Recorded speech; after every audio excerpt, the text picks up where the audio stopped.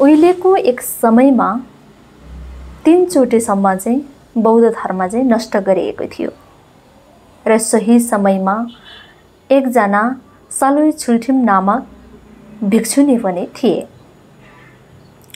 र त्यसरी बौद्ध धर्म नष्ट गरिएको कारणले गर्दाखेरि भिक्षुनी सालोई छुल्ठिमलाई सोच्न बाध्य बनाएको थियो र उहाँले सोच्नुभयो म एक स्त्री पनि र म एक्लै र म एक्लैले कसरी अब यो बौद्ध शासनलाई संरक्षण सम्वर्धन र विकास विस्तार कसरी गर्ने होला। पक्कै पनि अब यो म एक्लैले सम्भव छैन। त्यसैले गर्दाखेरि म मेरो भिक्षुनीशील चाहिँ भङ्ग गरेर अब म विवाह गर्छु भनेर उहाँले सोच्नुभयो र त्यसपछि उहाँले आफ्नो भिक्षुनीशीललाई चाहिँ तोडेर राजघरानको कुलमा चाहिँ बिहा गर्नु हो अर्थात् विवाह गर्नुभयो र त्यसमा उहाँले त्यहाँबाट चाहिँ एकजना चाहिँ पुत्र जन्माउनु भयो। उहाँको नाम आर्य आसङ्ग थियो र फेरि केही वर्ष पश्चात उहाँ अर्को ब्राह्मण कुलका व्यक्तिसँग विवाह गर्नुभयो र जसबाट अर्को एकजना पुत्र आर्य वसुबन्धु चाहिँ जन्माउनु भएको थियो र आर्य वसुबन्धुले जन्म लिनु भएको थियो र बच्चाहरू हुर्किँदै अब ठुलो हुँदै गयो र त्यो बेलाको समयमा जसरी जुन काम बाउले जस्तो खालको गरेको छ त्यस्तै काम चाहिँ आफ्नो बालबच्चाहरूले गर्नुपर्ने चाहिँ एक खालको परम्परा र मान्यता पनि रहेको थियो र हुर्किँदै गइरहेको र हुर्किसकेका बच्चाहरूले त्यही आमा सालोई छुल्ठिमलाई चाहिँ एक दिन यसरी कुरा गरे, आमा हाम्रो बाउहरूले कस्तो खालको चाहिँ काम गर्नुभएको थियो र उहाँहरूको पेसा के हो भनेर चाहिँ यसरी आमालाई चाहिँ क्वेसन गरे, प्रश्न गरे र त्यसपछि आमाले यसरी जवाब दिनुभयो, तिमीहरूलाई मैले यो बाउको काम गर्नको निमित्त बाउले गरेको कामहरू गर्नको निमित्त जन्म दिएका होइनन्, केवल तिमीहरूले त यो बौद्ध धर्मको अर्थात् बौद्ध शासनलाई चाहिँ संरक्षण सम्वर्धन र विकास विस्तार गराउनको निमित्त जन्म दिएको हो। त्यसैले गर्दाखेरि यो बौद्ध दर्शन बौद्ध शास्त्र तिमीहरूले राम्रोसँग अध्ययन गर्नुपर्छ र यही कुरालाई चाहिँ तिमीहरूले मनमा लिएर राम्रोसँग अध्ययन गर्नु भनेर यसरी आमाले भन्नुभयो र त्यसै क्रममा जब आर्य वसुबन्धु जुन अभिधम्म कोश अध्ययन गर्नको निमित्त जानुभयो भने आर्य आसङ्ग रियो जाकाङ भन्ने ठाउँमा चाहिँ मैत्री बुद्धको चाहिँ एउटा ध्यान साधना गर्नको निमित्त उहाँ जानुभयो र आर्य आसङ्गले मैत्री बुद्धको 6 वर्षसम्म चाहिँ कठोर तपस्या गरेर बस्नुभयो। लामो समयसम्म बडो मेहनतका साथ कठोर तपस्या गर्नुभयो, जप गर्नुभयो, आराधना गर्नुभयो, साधना गर्नुभयो र त्यसरी 6 वर्षसम्म उहाँले तपस्या गर्दा पनि सपनामा धरि उहाँले कुनै केही पनि राम्रो देख्नु भएन। त्यसपछि उहाँ निराशा हुनुभयो र निराशा हुँदै उहाँ अब मैले केही पनि यत्रो तपस्या गर्दा यत्रो साधना 6 वर्षसम्म तपस्या गर्दा सपनामा धरि केही त राम्रो देखिँदैन, अब म फेरि त्यही घर फर्केर जान्छु भनेर उहाँ त्यही गुफा अर्थात् त्यो साधना स्थानबाट चाहिँ बाहिर निक्लेर उहाँ हिँडेर आउँदै गर्ने क्रममा उहाँले बाटोमा एउटा यस्तो दृश्य देख्नुभयो। त्यहाँ एकजना मानिस ठुलो फलामलाई अर्थात् ठुलो गैदी भन्छन्, ठुलो फलामलाई है, त्यसलाई चाहिँ एउटा कपडा लिएर चाहिँ पुछिरहेको दृश्य उहाँले देख्नुभयो। अनि त्यसपछि उहाँले आर्य आसङ्गले त्यो व्यक्तिलाई चाहिँ प्रश्न गर्नुभयो, तपाईँ यत्रो ठुलो गैदी यो कपडाले किन पुस्दै हुनुहुन्छ, के गरिरहनु भएको तपाईँ भनेर सोध्नुभयो। त्यसपछि त्यो व्यक्तिले जवाब दिनुभयो, मेरो घरमा सियो छैन र यो फलामको गैदी कपडाले पुस्दा पुस्दै एक दिन सियो भन्ने छ। हो त्यही सियोको लागि चाहिँ मैले यसरी चाहिँ कपडाले पुसिरहेको हो भनेर चाहिँ यसरी जवाब दिनुभयो। अब बडो अचम्मको कुरा यहाँनिर छ। तपाईहरू सोच्नुहोस्, ठुलो गैदी फलामलाई चाहिँ कपडाले पुसेर सियो बन्ने कहिले? बडो आश्चर्यको कुरा हो। बन्न त बन्ला सक्ला, तर लामो समय हो। यसरी चाहिँ त्यो मानिसहरू चाहिँ अर्थहीन भनौँ, एउटा अर्थहीन काममा लागेर समय व्यतीत गरिरहेको दृश्य उहाँले देख्नु भएपछि उहाँको मनमा पनि यस्तो खालको कुराहरू उत्पन्न भए। अहो, यी गृहस्थीहरू, यी मानिसहरू त यसरी व्यर्थैमा समय यतिकै यो सानो अब सियोको लागि यत्रो फलामको गैदी चाहिँ यसरी कपडाले पुसिरहेको छ, यो व्यर्थमा समय खेर फालिरहेको छ भने म त झन् मैत्री बुद्धको चाहिँ उहाँको दर्शन पाउनको लागि पो साधना गर्न गएको हो त, ध्यान गर्न गएको हो त। ओहो, मैले कतै गलत त गरिनँ? म त यो जीवनलाई अर्थयुक्त बनाउनको निमित्त त्यसरी ध्यान तपस गर्न गएको हो। भएन, अब म फर्किन्छु र फर्केर फेरि तपस्या गर्छु भनेर उहाँ त्यहाँबाट फेरि घरमा नजानु भएर फेरि फर्केर त्यही पहिलाकै जुन साधना स्थानमा चाहिँ उहाँ फेरि फर्केर जानुभयो। फर्केर जानु भएपछि फेरि उहाँ पहिला जसरी नै फेरि मैत्री बुद्धको आराधना, पाठ, पूजा र उहाँको दर्शन पाउनको निमित्त विभिन्न उपदेशहरूलाई कठोर मेहनतका साथ फेरि तपस्या गर्नुभयो।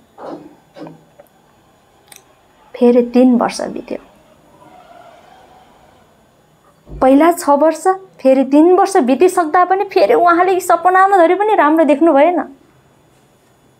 केही पनि राम्रो नदेख्नु भएपछि फेरि निराशा हुनुभयो। अनि ओहो, अब त नहुने रहेछ भनेर उहाँ त्यहाँबाट फेरि फर्केर आउनुभयो। अनि फर्केर आउनु हुँदै गर्ने क्रममा बाटोमा एउटा यस्तो खालको दृश्य उहाँको आँखा अगाडि पर्न गयो।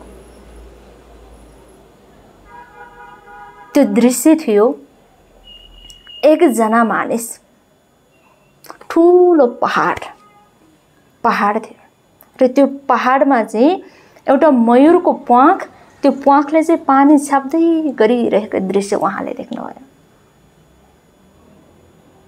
अनि त्यही व्यक्तिको नजिक जानु भएर उहाँले सोध्नुभयो आर्यसँगले, तपाईँ यहाँ के गरिरहनु भएको छ भनेर सोध्नु हुँदाखेरि त्यो मानिसले यस्तो जवाब दिनुभयो,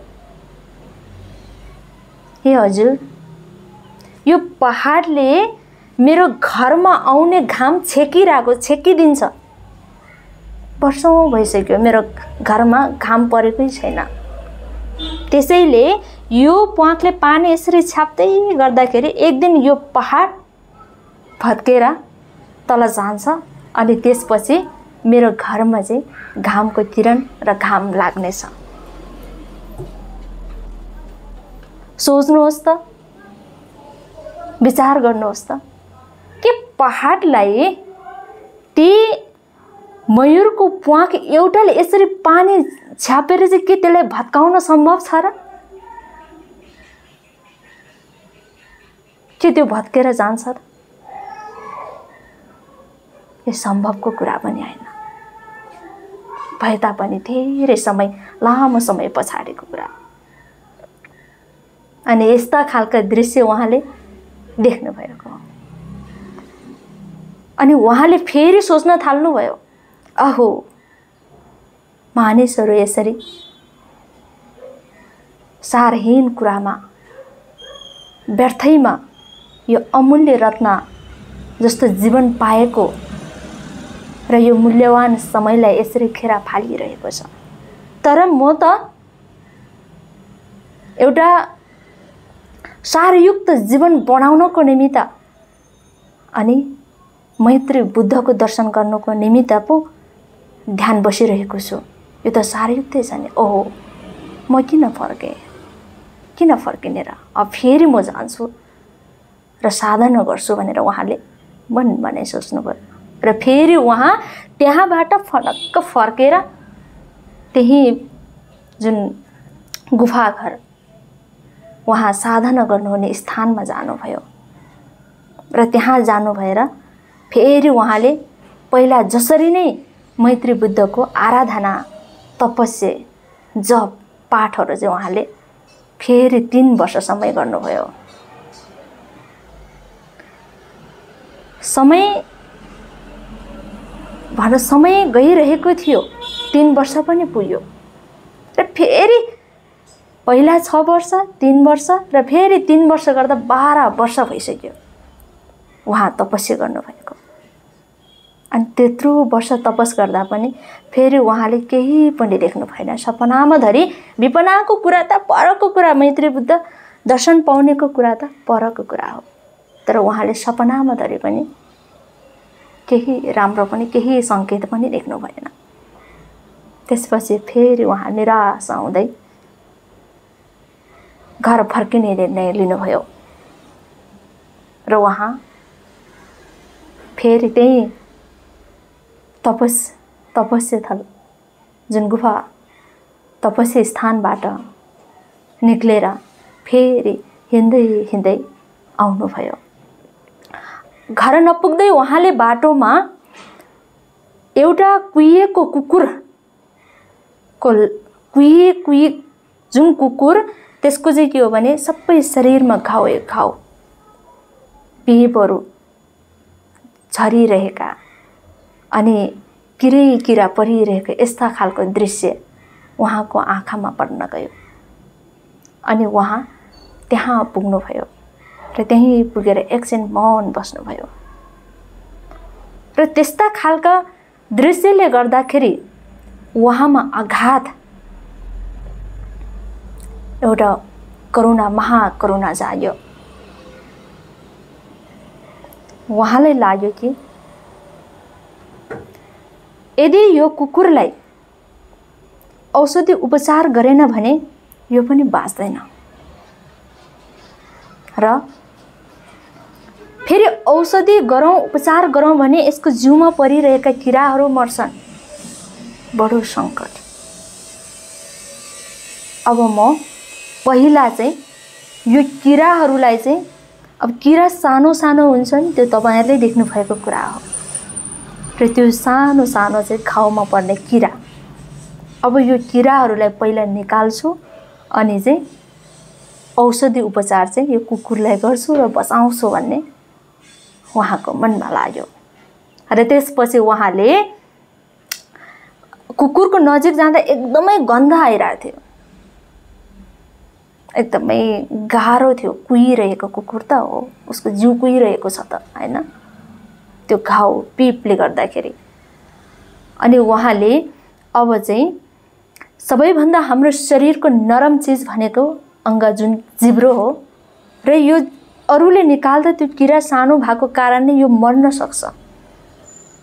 अब त्यसलाई दुवैले बचाउनको लागि आफ्नै जिब्रो चाहिँ आँखा चिम्लेर यसरी चाहिँ तल जुन कुकुरको जुन घाउमा लागेको किराहरूलाई निकालेर सारेर अर्को ठाउँमा राख्नको लागि उहाँले जिब्रो यसरी निकालेर यस्तो गर्दाखेरि उहाँको यो जिब्रो भुइँमा छुयो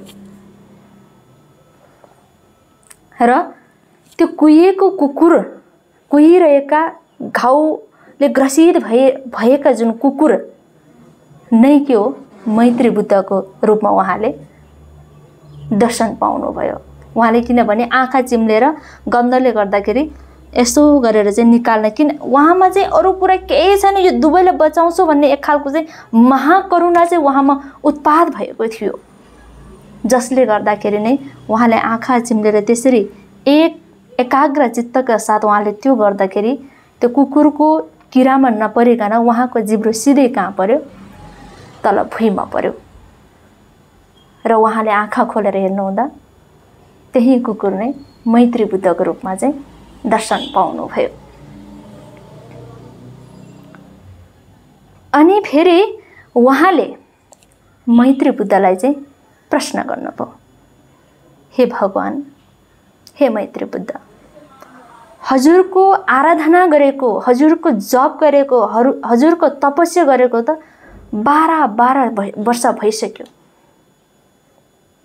यति कठोर एकाग्र चित्तका साथ मैले यसरी तपस्या गर्दा पनि हजुरको त्यो बेला दर्शन नपाउनुको कारण के हो? मलाई किन दर्शन दिनु भएन?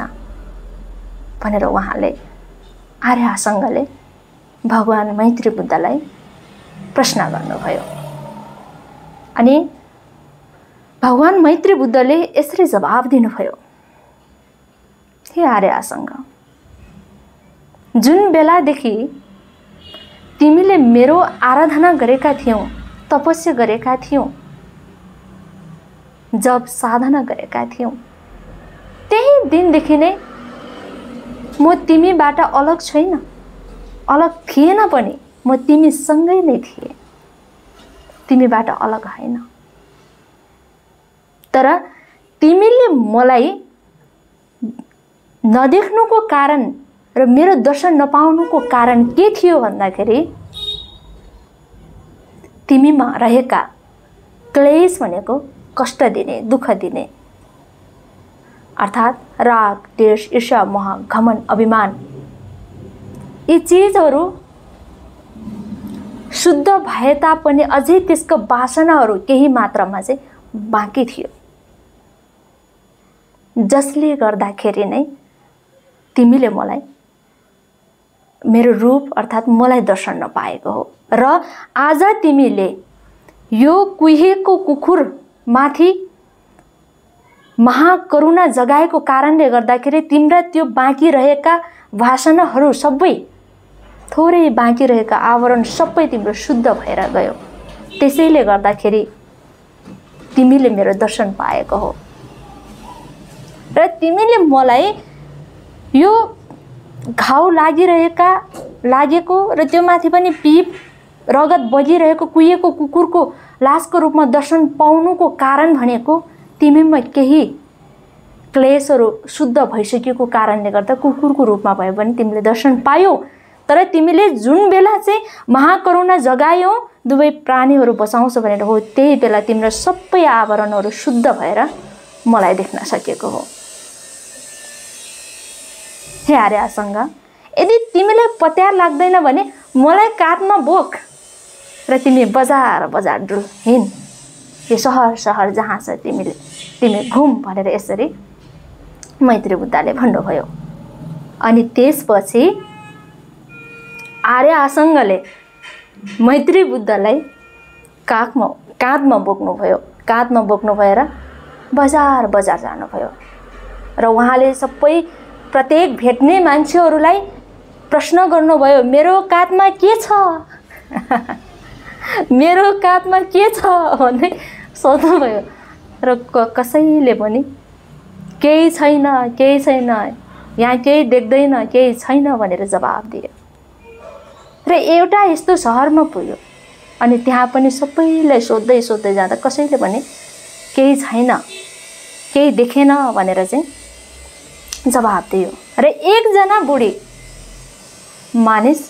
मान्छे चाहिँ, एकजना वृद्ध, उहाँलाई त्यसरी डुलाउँदै मैत्री बुद्धलाई चाहिँ काँधमा बोक्दै हिँड्ने क्रममा त्यही बुढी आमासँग पनि भेट भयो।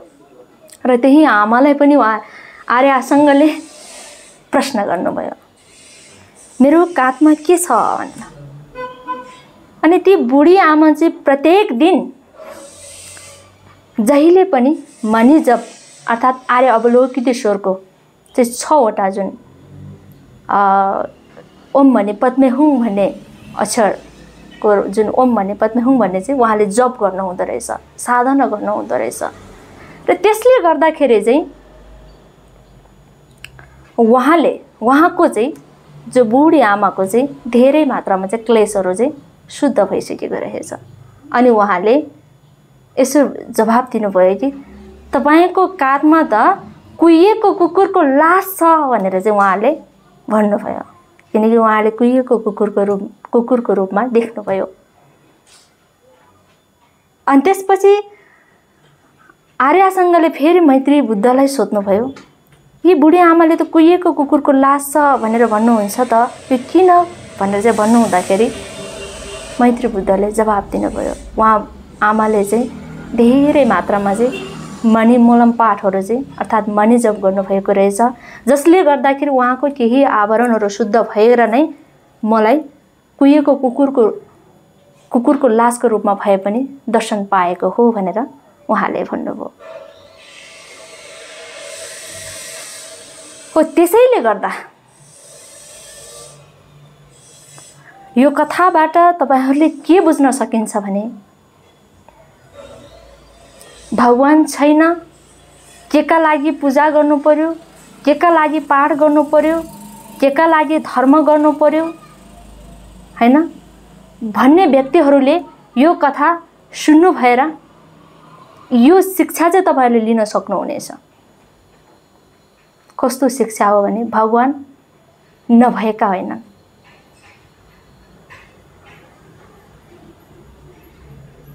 तर हामीले देख्न नसकेको कारण भने तपाई हामी भित्रै भएका दोषहरू, हामी भित्रै भएका मैलहरू, हामी भित्रै रहेका आवरणहरूले गर्दा नै हामीले भगवानलाई देख्न नसकेका हौं। उहाँहरू बिल्कुल हामीबाट टाढा छैन र उहाँहरूबाट पनि हामी टाढा पक्कै पनि छैन। जसरी आर्य आसङ्गले आफूमा भएका क्लेश आवरणहरू र ज्ञाय आवरणहरू सम्पूर्ण कुरालाई चाहिँ छेदन गरेर शुद्ध गरेर शोधन गरेर जब महाकरुणा उहाँले उत्पात गर्नुभयो, त्यही बेला नै उहाँले मैत्री बुद्धको दर्शन पाउनुभयो। त्यसैले गर्दाखेरि तपाईहरू पनि यसरी धर्म कर्म हैन, धर्म भनेको नै धारणा गर्ने चीज हो, राम्रो कुरा धारणा गर्ने, कुशल कुरालाई धारणा गर्ने। यी चीज गर्दै हुनुहुन्छ भने तपाईहरू पनि निराशा नहुनुहोस् र तपाईहरू पनि फेरि योबाट म फर्केर अरू काम गर्छु भनेर फेरि नफर्किनुहोस्। समयले प्रतीक्षाका साथ एउटा धैर्य गरेर त्यही कामलाई निरन्तरता दिनुहोस्। न कतै तपाई एउटा पुग्नु पर्ने बिन्दुको नजिक पुगेर पनि फेरि बिथुलिएर त हिँड्नु पर्ने छैन। त्यसैले गर्दाखेरि तपाईहरुले यो कथाबाट के पाठ सिक्नुस् भने ध्यान गरेर, धर्म गरेर, यो गरेर केही पाउँदैन भन्नेहरू पनि केही पाउँछ, तर त्यसको लागि के हुनुपर्छ, पुनर्रूपमा चाहिँ आफूमा भएका जुन दोषहरूलाई चाहिँ निवारण गर्नुपर्छ भन्ने कुरालाई जान्नु आवश्यक छ। र यसै गरेर जब आर्य आसँग यदि फर्किनु भएको भए, पहिलो 6 वर्ष चाहिँ जुन ध्यान तपस गर्नु भएर फर्किनु भएको भए उहाँले मैत्री बुद्धको दर्शन पाउनु हुने थिएन।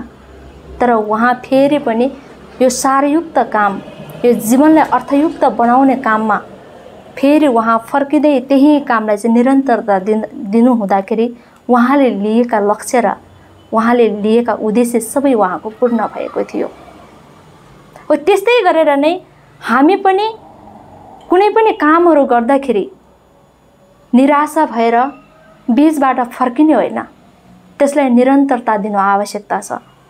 जब निरन्तरता जसले दिन्छ नि हो उही व्यक्तिले लिएका लक्ष्य सजिलैसँग हासिल गर्न सकिन्छ। र यो पाठमा सबैभन्दा मुख्य दिन खोजेको शिक्षा चाहिँ के हो भन्दाखेरि सम्पूर्ण क्लेशहरूलाई, सम्पूर्ण दोषहरूलाई सबैलाई काट्न सक्ने हतियार भनेको नै महाकरुणा हो। त्यसैले गर्दाखेरि तपाईँ हामीले पनि प्रत्येक दिन र क्षण क्षणमा महाकरुणा जगाउने एउटा अभ्यास गराउनु चाहिँ अति महत्त्वपूर्ण छ। किनभने जब आर्य आसङ्गले कुहिएको पिपहरू आइरहेको कुकुरमाथि चाहिँ अत्यन्तै महाकरुणा जगाएको थियो नि, जसले गर्दाखेरि उहाँमा भएका सम्पूर्ण क्लेशहरू शुद्ध भएर गएको थियो। हो त्यसै गरेर हामीले पनि हामीमा भएका सबै यो मैलहरू, यो दोषहरू, यो क्लेशहरूलाई शुद्ध गराउन सक्यो भने आर्य आसङ्गले जस्तै नै हाम्रो अगाडि स्वयं प्रत्यक्ष रूपमा नै हामीले भगवान बुद्धहरूलाई दर्शन पाउनेछ। त्यसैले गर्दाखेरि यो कुशल काम गर्दाखेरि, एउटा धर्मका कार्यहरू गर्दाखेरि कहिले पनि पछि नहट्नु। केही पाएन, क्षणिकमै केही भएन भनेर पनि निराशा नहुनुहोस्, अवश्य हुन्छ। तर तपाईहरूको प्रयास, तपाईहरूको कोसिस भने निरन्तर रहनुपर्ने हुन्छ भन्दै बिदा हुन चाहन्छु। धन्यवाद।